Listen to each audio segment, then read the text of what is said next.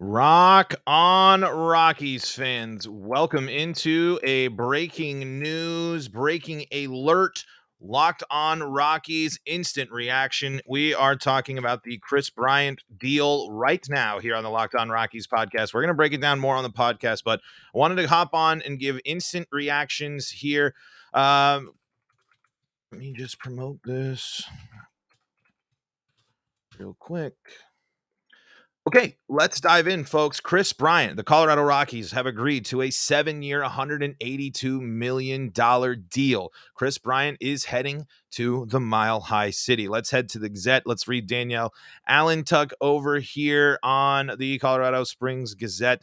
The Colorado Rockies have signed Kris Bryant to a 7-year, $182 million deal, multiple sources say. The Rockies have been aggressively pursuing a power hitter and now have Bryant locked up long-term. He should slide right into the middle of the order and take over at one of the outfield spots. Bryant spent most of his career with the Cubs before being traded in July to the Giants. That is the brief update that we have now. So, yes, the Rockies officially have their power bat. The Rockies wanted to get Kris Bryant all along. They went after and made a deal. Folks, though, this is a big commitment. This is a lot of time. That's a lot of money. That's a long time. It's not my money. I don't care. You went after a big name. How are you going to get someone like Kris Bryant to sign with the Rockies? You probably had to offer that amount of time and that amount of energy, or not energy, but that amount of commitment. No trade clauses in there as well. Does this all sound familiar to you for a third baseman? For a third base, again, how is Kris Bryant going to be a better option for the Rockies and going forward and now in this state than it was in Nolan Arenado? Maybe Bill Schmidt's got a plan. Maybe the Rockies are going to spend more money, and this is a sign and a willingness of to go out and spend money after this season to commit to this. But Bryant should add power. That is something we can immediately and understand and dive right into, is the fact that Kris Bryant will add power into this lineup. If we are getting offensive production, if we are from these other players, if the Rockies are able to get people on base, Kris Bryant is going to be the one the Rockies are going to turn to drive them in. However, we have to look at the fact that Kris Bryant has probably hit the peak of his career. He's also 30 years old. The Rockies have committed now for a long time. I'm assuming the reason why this deal is so long is because of the anticipation of Bryant slipping into a DH role at some point with the Rockies. Kind of makes the most sense depending on how much longer you have on the Charlie Blackmon timeline. But when you look at the deals and you look at the numbers, is Kris Bryant a better option than Nolan Arenado for the Colorado Rockies? No, that's just not, that's simply not true. However, we won't dwell on that anymore. The Rockies this is a big commitment. How do you build around this? Is this a move just to save face? Is this a move that I am curious what the analytics, what the numbers were saying about making this deal and this commitment for so long? I will give credit. The Rockies said they wanted to go after one of the top free agents in the pool, and they went out and they got them. We have to sit there, and that is success. The Rockies were able to convince someone, albeit backloading a dump truck of money. I mean, that's going to be, $20+ million for Kris Bryant basically throughout every season that he plays on the Rockies. The Rockies went out and got a big deal done. That is something that we should be confident. That is something that we should be excited about. And the fact that the Rockies have spent money this offseason. The moves just don't necessarily ignite the fire and make you think that this is a Rockies team that is immediately going to become contenders. Does this mean the Rockies offense has a much higher potential than it did at the recording of the podcast today? Yes, it does. Kris Bryant will have an impact on this lineup, and he has to. We have to expect him to be the leader of the Rockies offense. I want Kris Bryant to lead the Rockies in terms of the power offense numbers. I don't want CJ Cron to be that, because I want CJ Cron to continue his approach and continue his mindset at the plate that he was last year, because that's what led to his success. I want the Kris Bryant has to understand that he is replacing a guy that was pumping home runs and a huge part of the Rockies offense. When Trevor Story didn't perform, the Rockies offense didn't always perform. So Kris Bryant has to fill this role on offense. Then on top of that, what are you doing in terms of getting him involved on defense? How does this fill in? He's not that good at defense. He's not an overall great defender, and playing outfield in Coors Field is really, really, really hard. I don't necessarily know if this is the best take. I don't know if it's the right move, but I feel I'm more confident in having Kris Bryant play in a more low risk position that you've had Charlie Blackmon playing in right field, and seeing your speed and your guys that can cover more ground playing the center and left field. I don't know if that's going to be the move. The other thing that is a question, I mean, and this was something that I do wonder if the deal was done before. Would Bryant have played third base with Ryan McMahon moving to short and then Rogers playing second before the Jose Iglesias move? Is that still an option? I believe most of the stuff that I've read has Kris Bryant playing an outfield position. So that is what we're going to see most likely from the Rockies going forward is Kris Bryant finding a way into that outfield. But there are things you I think you can be excited but mixed about this, because you do have to look at the issues. You do look at the similarities of the Nolan Arenado deal, and you do look at the potential downside of committing this long and this hard to a player like Kris Bryant. However, on the flip side, if Brian is able to take his offensive abilities and take advantage of being at a place like Coors and be able to not be a defensive liability, this will help the Rockies. I don't necessarily know if I'm going to just quote unquote say it's the best move for the Rockies, but it is a move that the Rockies made in order to be better, and the Rockies will be better this season because of this move. If I had the time machine, if I had the way, if I had the say, I would not take this situation over the Nolan Arenado deal. I am, however, much more excited by the future of this team this year because of Kris Bryant being on this team.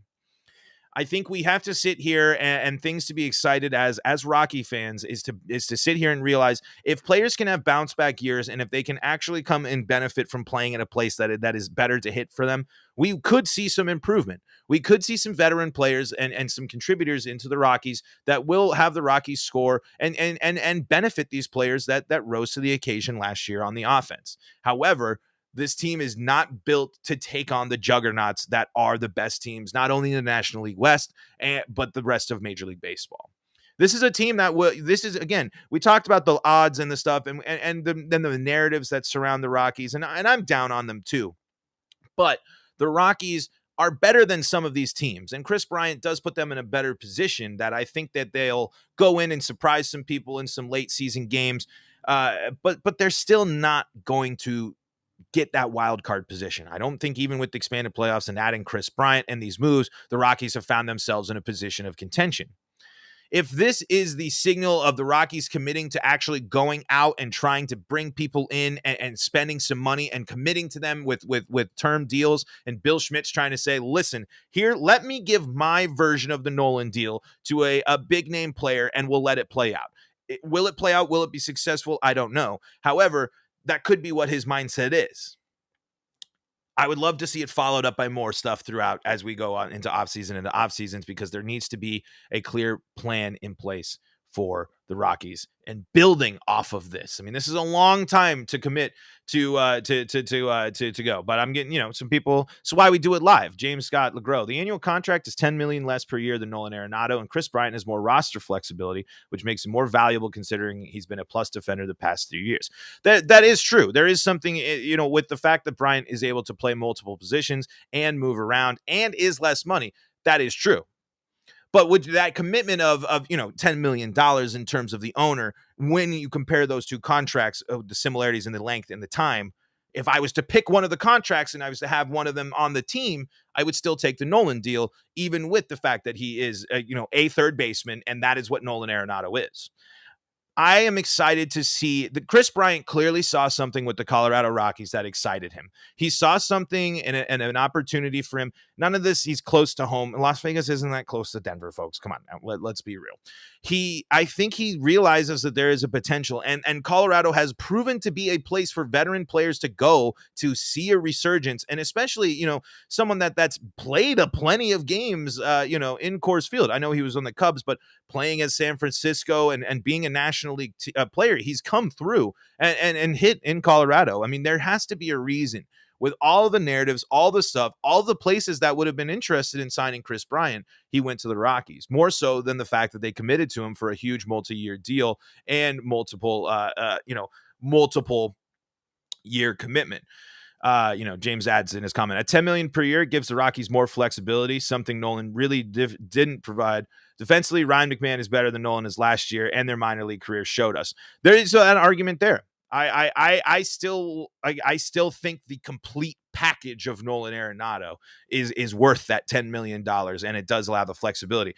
Are the Rockies going to do something with that financial flexibility? Are they going to build off of signing a player of this caliber? Are they going to commit to these type of contracts going forward to get people to come in and commit to being part of the Rockies? Are they going to commit to some of the players that they already have? Is Ryan McMahon going to see some of that money? Is Brendan Rodgers going to see some of that money?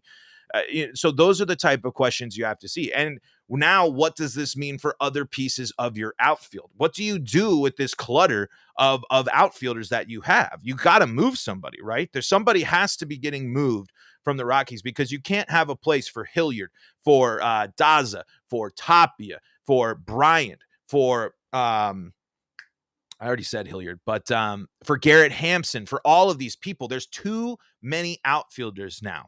I do just worry about learning to be a better outfielder in Colorado. However, we've seen if you can survive well enough in right field like Charlie Blackmon has, I think that's the spot. I think you let the people that can cover more ground, the quicker, the people that can take more long, deep routes are going to be better for your left field and center field. And I think Bryant can find his spot as the power hitting right fielder for the Colorado Rockies.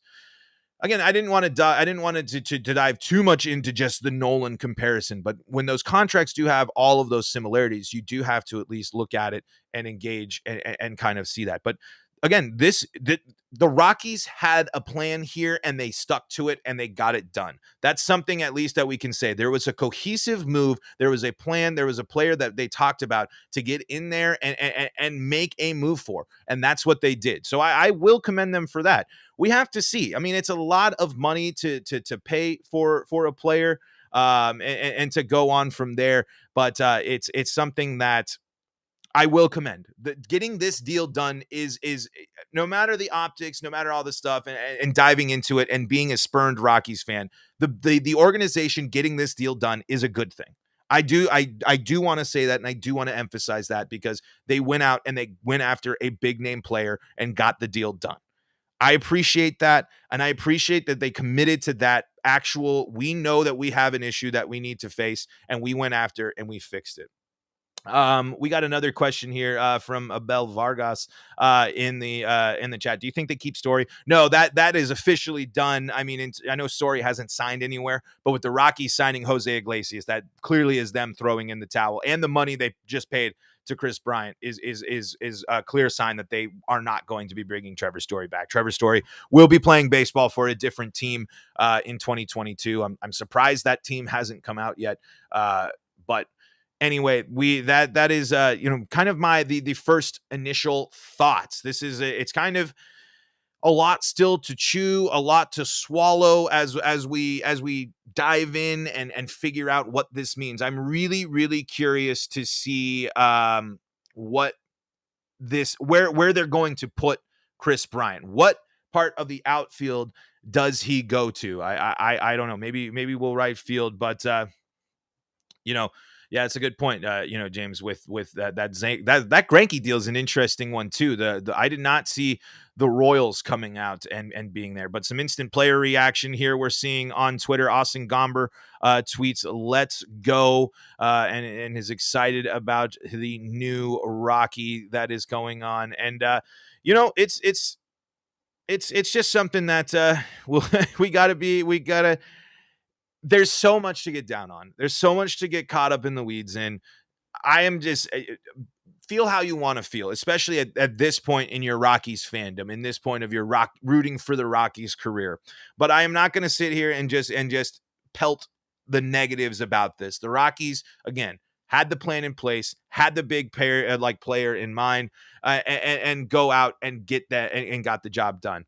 With the expanded playoffs of the Rockies, a playoff team, I still don't think this roster gets you there, but they give you enough of an interesting X factor into how that is going to be. Like it's just I just don't think Kris Bryant is enough. If it's Kris Bryant and Trevor Story, I think that's a different story, but especially if you keep John Gray. Like if the Rockies were able to keep John Gray and Trevor Story and bring in Kris Bryant, I think that's when you're talking Rockies contention windows. I don't think Jose Iglesias and some pitchers in need of rebounds are going to be the things that are going to help you take down the Giants and the Dodgers.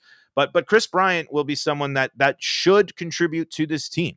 And should be the person and throughout his career has been someone that players and teams can rely on to generate offense, which this Rockies team needs to do. This Rockies offense needs to score. They need to score more runs, and hopefully Kris Bryant brings that power back, because at least we're not facing the situation pre-Kris Bryant where there was no player like Bryant in the lineup, where you were sitting there wondering, is CJ Cron truly going to be the power bat of the Colorado Rockies? I'm glad that that's not the case. And it is it's interesting.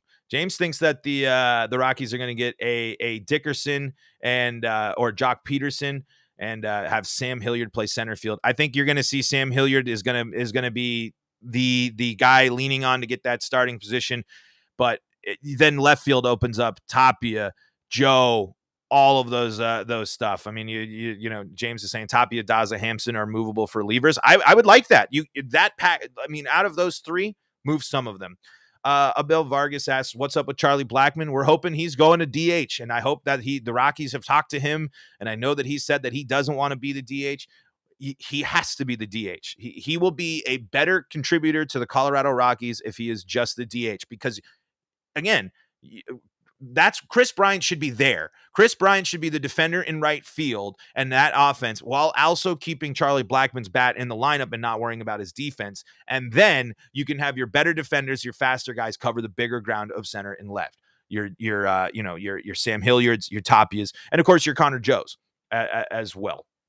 James, good point. Bill Schmidt mentioned their payroll next year to be in the $160+ million range. So Rockies signed Kris Bryant to a big-time deal. They are trying to make an impact here just ahead of the regular season. What does this mean as spring training games start for the Rockies tomorrow? Yes, that's right. Baseball officially underway. We'll be watching Rockies baseball with you every single game of the season with takeaways here on the Locked On Rockies podcast. You can join us here. Please subscribe to the YouTube channel. Follow us on the social medias at LO Rockies. You can also find us on Twitter. Like I said, at LO Rockies. You can also do that. About no chance the Rockies get Freddie Freeman. That would be really, really cool. But I highly doubt that's that. But maybe Freeman wants to, because then you signed CJ Cron thinking that you couldn't get Freddie Freeman. Maybe they're thinking they're going to take a swing on it. But Kris Bryant is a Colorado Rocky. The Rockies, their biggest move in the offseason in a long, long time, probably since re-signing Nolan Arenado to that deal. Is this probably the biggest off-season Rockies acquisition or extension or keeping on the team move in a long time. But we'll be breaking it down all season long here on Locked On Rockies. So please subscribe to the YouTube channel, follow us on Twitter, like and rate on your favorite streaming service. We'll be talking more about Kris Bryant tomorrow right here on the Locked On Rockies podcast. Folks, thank you again so much for your time. And until next time, this is Paul Holden saying so long from the Locked On Rockies podcast. You are Locked On Rockies, your daily Colorado Rockies podcast. Part of the Locked On Podcast Network, your team every day.